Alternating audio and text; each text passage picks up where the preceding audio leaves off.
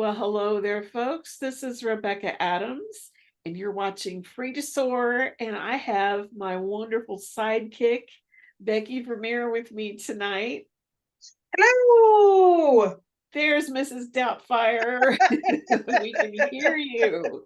I did Yay, we can it. hear you. I love it. How are you tonight? I'm not going to lie, I'm tired, Uh-oh. but that's okay. How are you doing? Fantastic. I love it. What does your shirt say? I have been, My shirt says Go Topless Day. and that is referring to Gee, ah, was it May 20th? May 20th, 2023. There's a place that hosts a Go Topless Day once a year. It's usually right at the beginning of the summer. And so the weather is warm and it's time to take the top off of your Jeep and go cruising and have a good time. oh, that sounds like so So, much fun. yeah, so it's got kind of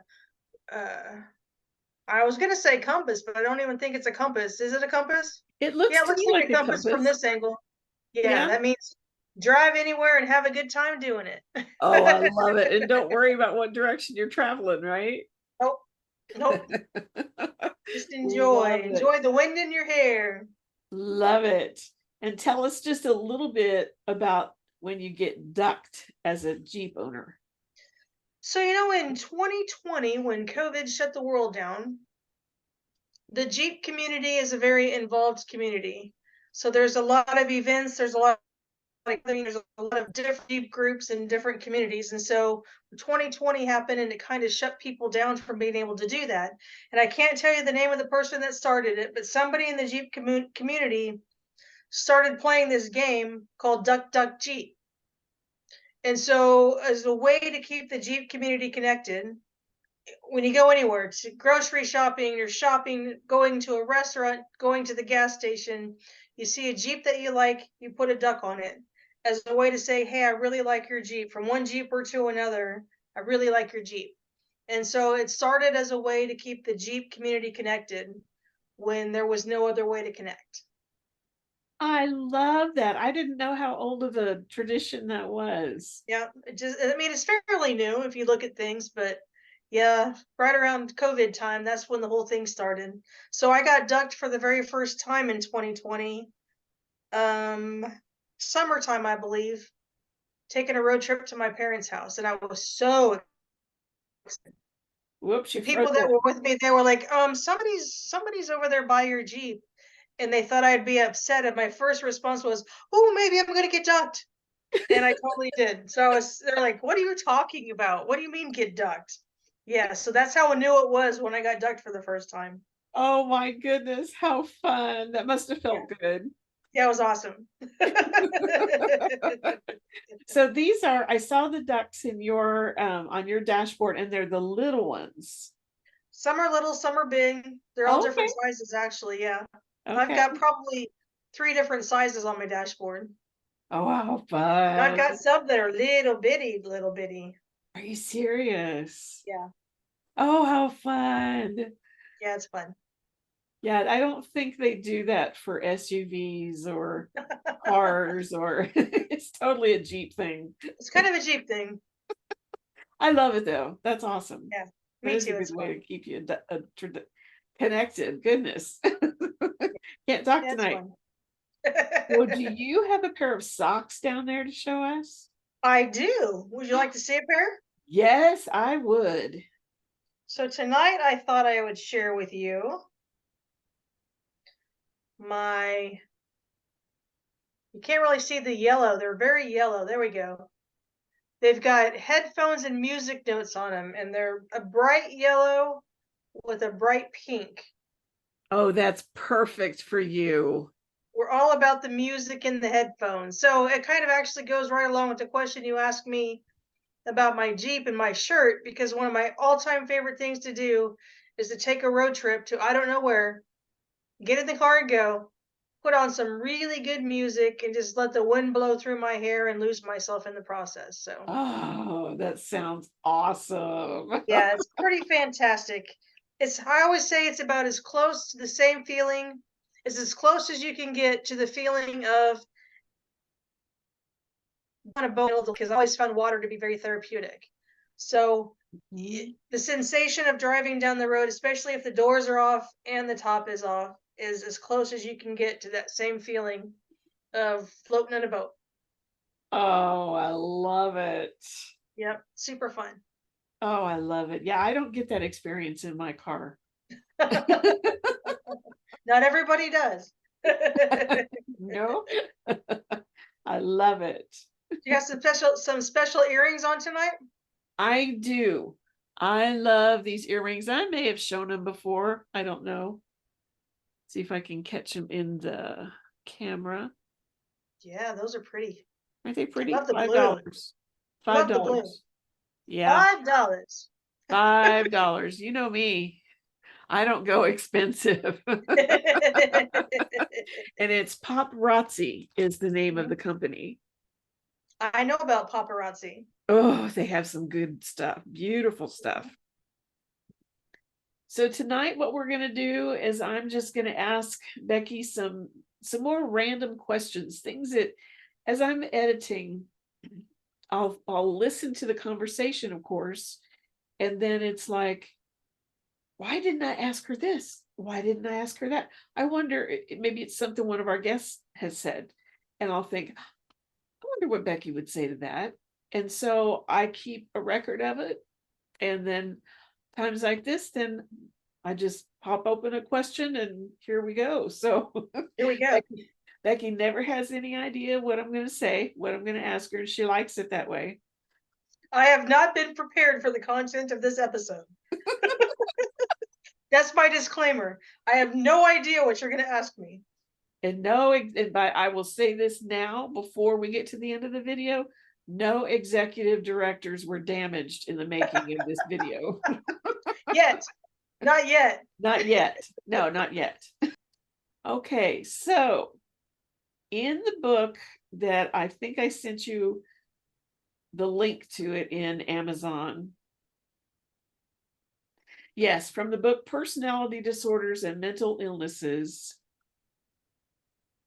Can you discuss a covert narcissist? So this is what my copy looks like.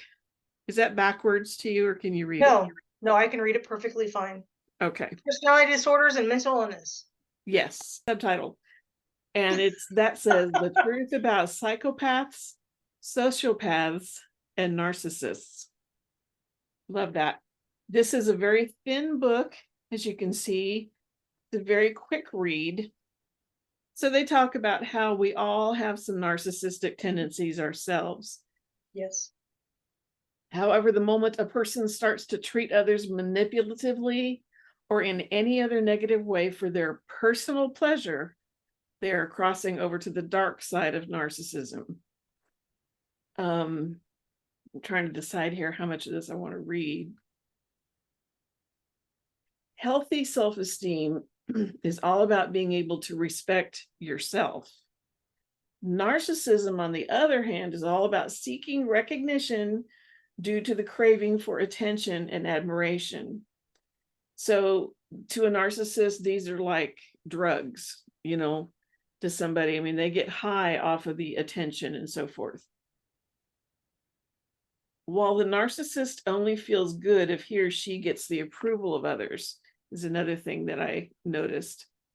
Narcissism is all about the green-eyed monster. Competition and comparison are the rules of the game.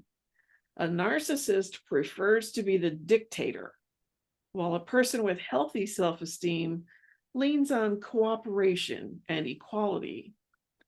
Having self-esteem means believing in yourself without needing to brag to others about your abilities, while narcissism is all about braggadocio and putting down other people to make oneself seem more important in the eyes of others.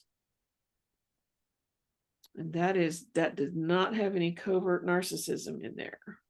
No, but let's talk about that a little bit, because how many times have we had a conversation where we've talked about self-esteem, and how many times have you heard me say we esteem ourselves from the inside out?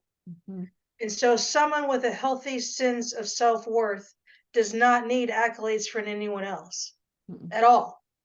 And we've talked about that. If I wake up this morning, I look at myself in the mirror and I do my assessment of, okay, that could use a little work, that could use a little work. That's not too bad. Overall, I'm happy with me. And I'm not necessarily talking physical appearance, just that whole I like me. I accept myself for who I am. I don't have any false notions about who I am. I like myself, the good, bad, and the ugly, mm, and I'm okay with me. mhm, And so what that means then is if I walk into a room and everybody in the room looks down their nose at me, I don't care because I have a good sense of self-esteem. mhm, So your facial expressions in my direction mean nothing to me. And the same respect if I walk into a room and people are like, "Oh, you're here because you're wonderful." That doesn't necessarily need to mean anything to me either. I already know that I'm wonderful. And so it's a bonus in my life if other people think I'm okay or, they appreciate me or whatever else, but I do not need their appreciation to feel good about me. yeah. Someone who is a narcissist wants to walk into the room and everyone needs to stand up and give them a standing ovation because look how fantastically they walked into the room. Mm, And if people around don't do that, now the narcissist has a problem. Why did y'all not recognize me? Why are you not complimenting me on this incredibly well put together outfit? Don't you realize how smart I am? Don't you realize how talented I am, or whatever else it is? And those are the people that we say, but enough about me. What do you think of me? That's kind of the attitude that the narcissist has. Someone with that healthy sense of self worth doesn't need all of that. mm-mm, You walk into the room slinking completely unnoticed, let's say, and you still feel good about yourself because you're comfortable in your own skin. mhm, People with mental health in any way, small degree, big degree, everywhere in between, mm. don't necessarily feel good in their own skin. And so, I mean, that's the goal is we get to the place where I like me, good, bad, ugly, I like me. And that I am partway there, but I'm not completely. I know you and who did we interview that you were talking about with Leah? Mhm, And she was talking about how she just loves herself, just like mhm. she is. I'm not there. Just being very honest. Um, Yeah, I see where I have really come a long way and how there's been a lot of healing in me, but I'm not completely there yet. And yeah, I'm 20 years out. You know, yeah. say that one Oh, more time. The the greatest gift greatest, I ever gave myself was not caring what other people think of me.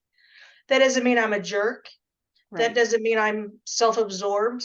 That doesn't mean that I'm not compassionate or that I don't care. But the bottom line is, I like who I am. Mhm, And I recognize, because I like who I am, I recognize I have faults like crazy. I make mistakes all day, every day, just like everybody else does. I'm a very, very fallible human being, but I like myself in spite of my fallibility. That's the greatest gift I ever gave myself. When I stopped letting myself see myself through other people's eyes or put pressure on myself to meet the expectations that I thought other people had of me, that was the greatest gift I could give me. I don't have to do that. I don't have to meet your expectation of me because honestly, I don't, it doesn't matter whether you have an expectation of me or not.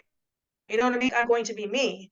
Now, if you ask me a question, I'm going to answer your question. Or, I'm not a jerk. Like I'm not a mean person. But what I'm saying is, sometimes we put expectations on people that they're never going to meet. They're never going to fulfill. We start dating relationships and we instantly put this person on a pedestal. They can't stay there. They're eventually going to fall. mhm, Nobody can stay on that pedestal. And so, what happens in that situation is, I didn't meet your expectations of me. I don't even know what they were. You put me on a pedestal. You didn't ask me if I wanted to be there. I didn't. There's that whole thing. yeah. And so when we can get to that place where we can remove ourselves from all those other people's expectations and live our life to be the best me that we can be, that's what we do. Mhm. And we make mistakes all the time. But we own those too. Like, you know what? I made a mistake. Okay. I'll fix it and I'll move on. Or I won't. It'll just be like, yeah, it's gonna stay like that. And I made a mess of it. it. And it is. We have to learn to love ourselves that way. And you just answered my next question, was what do you do when you make mistakes? You own it. I made a mistake. Then you have two choices. I made a mistake. It's troubling enough that I want to do something different, or Mhm. I acknowledge I made a mistake and I really messed that up, but I can't do anything about it. Right. And so, do I beat myself up for the rest of my life because I made a mistake 10 years ago? Or do I give myself permission to be fallible and do my best to commit to not doing that again? Mhm. I mean, that's what I always say when people say they're sorry. You've heard me say this before too. Don't be sorry, be different. Sorry implies that I did something that I shouldn't have done. Right. I did it wrongly. I did it hurtfully. I did it out of anger or malice. I made a mistake and I'm sorry. What I'm sorry is actually saying is, I own the fact that I did that. And now what I'm going to do is different. I'm going to try not to do that again. That's what I'm sorry implies. If that's not what you're giving someone when you say I'm sorry, then don't give them that, because you're not. Yeah. And I That's think we don't teach children that, and we should. Mhm. We teach children, you hit your sister, go tell her you're sorry. And so the kid says sorry, and now it's all over. And then the next time you hit your sister, the parent says, say you're sorry, sorry, and then you move on. We've given them no life lesson there. No. We haven't gone on to say, what does that mean? What does sorry mean? Sorry means I shouldn't have hit you, sister, and I'm not going to do it again. Mhm. That's what it means. But we don't teach children that. So Mhm. we don't teach children that. So when we become adults and we find ourselves in those situations, we still don't know what it means. Yeah. Well, I found the part on the covert narcissists now. So there are actually introverted narcissists, the book talks about, which really took me by surprise. I was not expecting that. According to psychologists, secret or covert narcissists pride themselves on being perceived as sensitive and mysterious, when in reality, giving this impression is intended to mask their anxieties and their vulnerability. Wow, there were a couple of people that just popped in my head when I read that the first time. So, can you talk to us a little bit about the covert or the secret narcissists? What have you seen and what have you experienced with a secret or a covert narcissist? And I'm asking this so that we can know what we're looking for. We don't, in other words, we don't have that person on a pedestal. We can look for that, and not necessarily that we're looking for that, but that we recognize what that is, what it looks like when we see it, so that we don't get sucked into their life when we don't Mhm, need to be. mhm. I think of a person, and I want to be very discreet in the way that I say this, Mhm. because very, I've spent time with a person that way at the crisis center. And so Mhm. that's why I want to be discreet in the way Mhm. that I handle this. Um, a person at the Someone that I know from the crisis center, I would label this completely the introverted narcissist or the covert narcissist, because it was a person who spent a great deal of time making sure that everybody knew how understanding she was or how empathetic she was. It was actually a former employee, and so that's why I'm trying to be super discreet. Mhm. But she was one that would have to constantly say things like, well, you know, all the residents love me best. Or this person came in and said, you know, it's been a really rough day, but I knew it was going to get better the second that I saw your face. And she would constantly say things like this. Oh, wow. And it was causing division in the team. And that's what I finally said to the people is, I don't know that you realize you're dealing with a narcissistic personality. Well, Mm. she doesn't seem like a narcissist. She seems very humble. Mhm. You know what I mean? And every conversation I had with this person went back to tell me how good I am.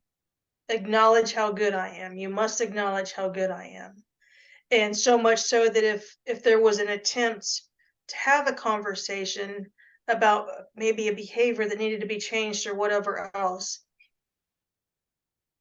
risk would always be, okay, yeah, I can do that. But did I tell you how much so and so cares about me when they came in and said this thing? Like there was a very, very minute acknowledgement of maybe there's something that I did wrong or something that I should change, but that was followed up with 5 different examples of how good she was. Oh my And so goodness. what that person was wanting was constant praise. I would reduce it to 2 things. I think there was a low self-esteem that was at play there, but I also think that low self-esteem was masking it. The narcissism was masking itself as low self-esteem. And that person sucks the life out of you, and you can't praise that person enough. Mm-mm. And so someone who's not a narcissist trying to deal with that behavior, unfortunately, what that elicits from the person who's not a narcissist is the exact opposite of what the narcissist wants.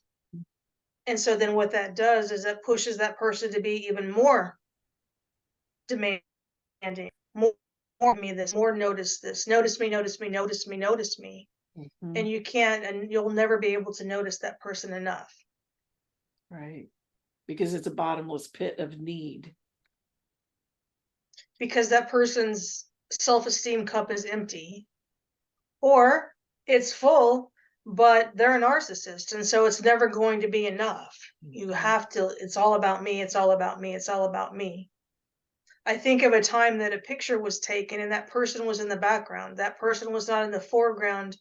The picture was not of that person.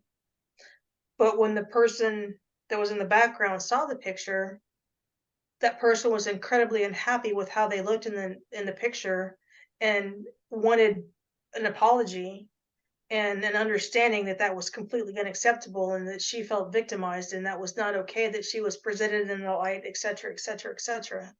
And it had nothing to do with her. Nothing to do with her. Wow. That's a person who I wouldn't look at and say this is an abusive person. I mean, I don't know what her personal life would be like, or whatever else, but that's a closet narcissist right there, Wow. masking herself as a very loving, caring, compassionate person. But you mask yourself as a very loving, caring, compassionate person by saying everybody likes me the best. I'm the only one that can help people. I'm the only one the children like. I'm the only one this person likes, or if it wasn't for me, these needs weren't being met, or whatever that was. And so that's 100% not the case.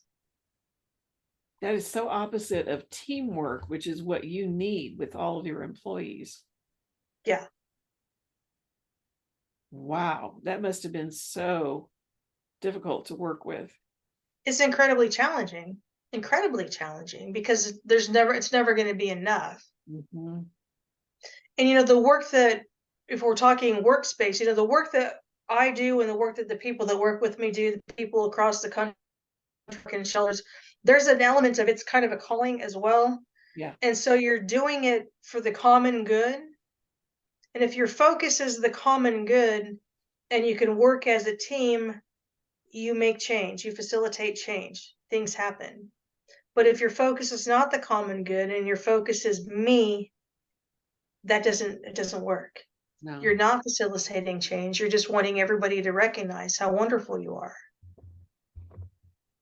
It just doesn't work. Wow. No, that wouldn't. I hadn't thought about it in that light, but as an advocate, that's not going to work. No.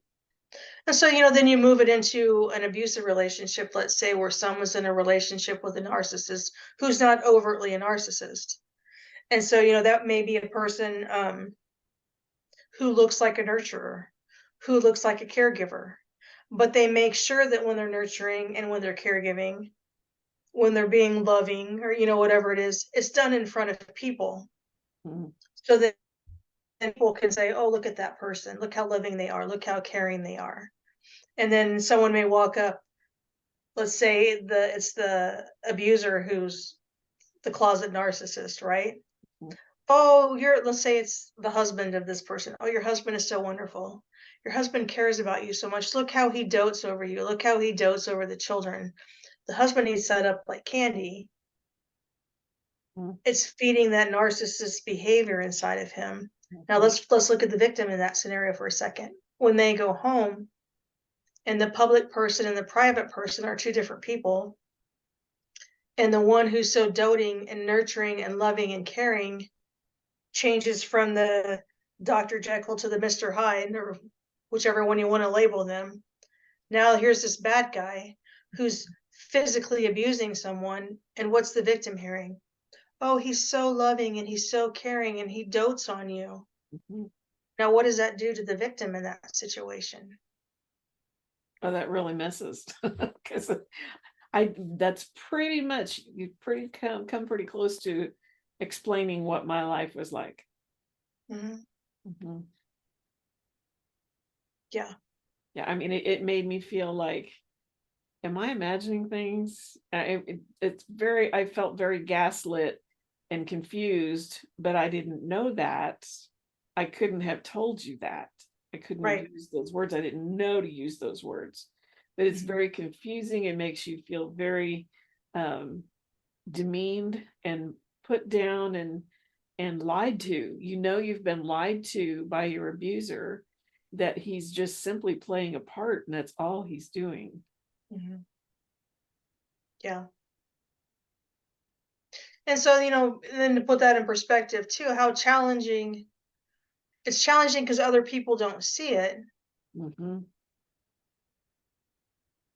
Well, I mean, that's it. It's just challenging if that person is still motivated by all the things that an overt narcissist is. An overt narcissist walks into the room and says, I'm here, acknowledge me, aren't I wonderful?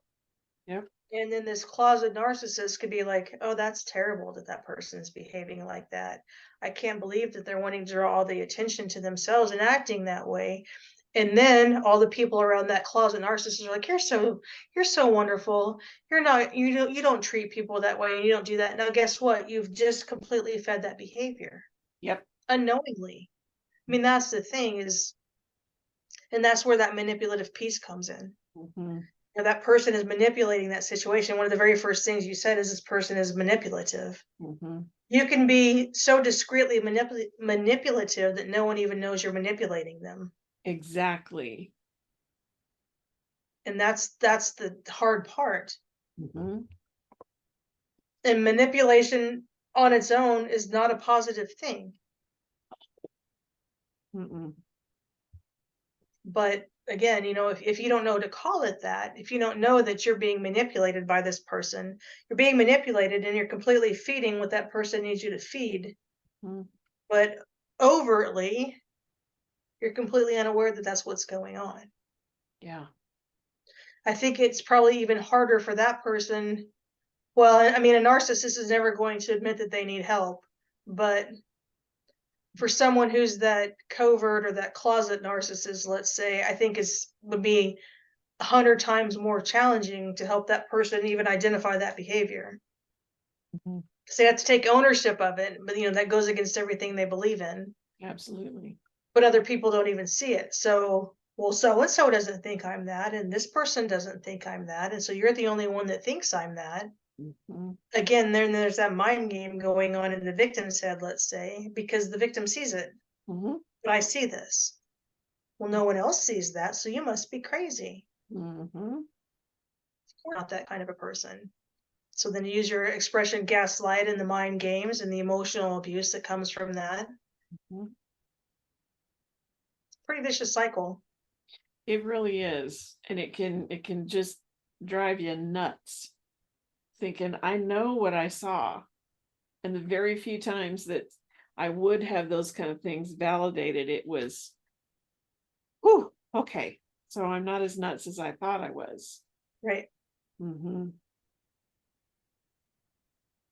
Yeah, and so you could take someone with a relatively healthy sense of self-esteem, put them in a relationship with someone who's your covert narcissist, and that self-esteem is going to be chipped away at day after day after day after day because that person is going to begin to think that they're crazy, or you know what I mean? Like, am I the only one that sees this? What's wrong with me? Or I'm the only person he treats like this. What's wrong with me?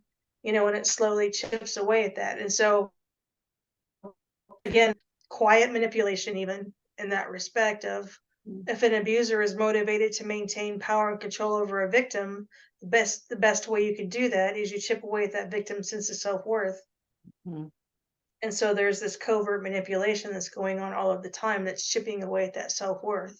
So then though, at that place when maybe that person's finally like, I can't take this anymore.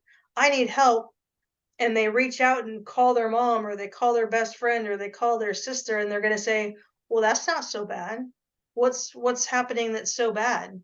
That's Mhm. not so bad. From the outside eye, it may not look that bad." Right. So then there you go again, back into that whole, maybe it's just not as bad as I think it is. Maybe there's Mhm. something wrong with me. Maybe he really is a great guy. I'm going to try to see that again, and it sucks you even closer. Mhm. Super challenging to get away from a situation like that. It is, and that's why I never called the law on him. I know the thing to do with child abuse, for example. One thing you've got to do is file those police reports, have that paper trail. It's got to be done. There needs to be proof, and sometimes it needs to be a pile of proof for the judge to see. There was, what am I going to say? He lied to me. Right, you know, he right, said that what I saw wasn't what I saw. Oh, right. that's really grounds to file a police report, you Mhm, know. And he was so good at coming across as being this humble person, you know. Um, what do you do with that? How do you it was really challenging. mhm. And I had so many friends when I ask them now, what did you see? I mean, what was going on? I knew something wasn't right, but I just couldn't put my finger on it. He was that kind of a narcissist, Mhm. to where, I mean, he was the covert narcissist. And one reason I bring this book into the discussion is because I wanted to know what I was dealing with. Mhm. And I can edit this out if you think I should. But as I was walking through this book and reading snippets at a time because I wanted to really absorb what it said, I found out that when I got to the sociopathic part of the book, that it was like every other or every paragraph. I put a note next to it, ex-husband, ex. Mhm. And it was just amazing. It's just that section is just full of X, X, X, X, X. So when I talked to my counselor about it, she said, well, okay, he's a narcopath. He's a narcissistic sociopath. Well, then I had somebody else tell me that, as I described things, he's a pedophile. They just burst out with, he's a pedophile. So I was married to a narcopathic pedophile. Should I maybe change the title of my book to I Was Married to a Pedophile? You know, how many people would want to read that one? I mean, no, there is that book. So I married an axe murderer. I guess people want to read that, but Yeah, exactly. I Uh, like Frida Sword. yeah, I you like that better. like that better. But it's good to have that validated what I lived through, Mhm. so that I know it puts it even more concretely in my head. Girl, you're not crazy. Right. You lived through was legit. And look at the I realize that going through that, and the author is very, very careful to say this is no substitute for a diagnosis, you know. And very obviously, as I read through the narcissistic stuff, yes, it fit. Mhm. But when almost every paragraph in one section is a description of who you were married to, it's pretty close. It's probably as close as I'll ever get Mhm. to an actual diagnosis of what I lived with. Right. It was a for me, it was a good aha moment. Mhm. to be able to see that and to talk that up Well, with my counselor. Yeah. yeah. And this conversation is actually a really good piece of education as well, because there are still people in the general public that when they think about abuse or they think about domestic violence, there still is that physical aspect that comes to the forefront of their mind. And so if you don't say, well, he punched me in the face, Hmm. there is still a mindset that's hesitant to Hmm. call that domestic violence. Yes. And so what you're talking about, again, when we talk about domestic violence being motivated by power and control, we've talked several times about all of the tactics of power and control and how they operate. Hmm. This person who is a narcissistic sociopath, a narcopath, is that what you called it? She calls it a narcopath. Yeah. So this person, you're not talking about a physically abusive person, Mm-mm. but you're talking about a person who all day, every day is manipulating you and abusing you. Hmm. But again, it's not punishable by crime. It's not punishable by law. Mm-mm. You can't punish somebody for making you feel crazy. They Mm-mm. didn't break the law. Mm-mm. Right.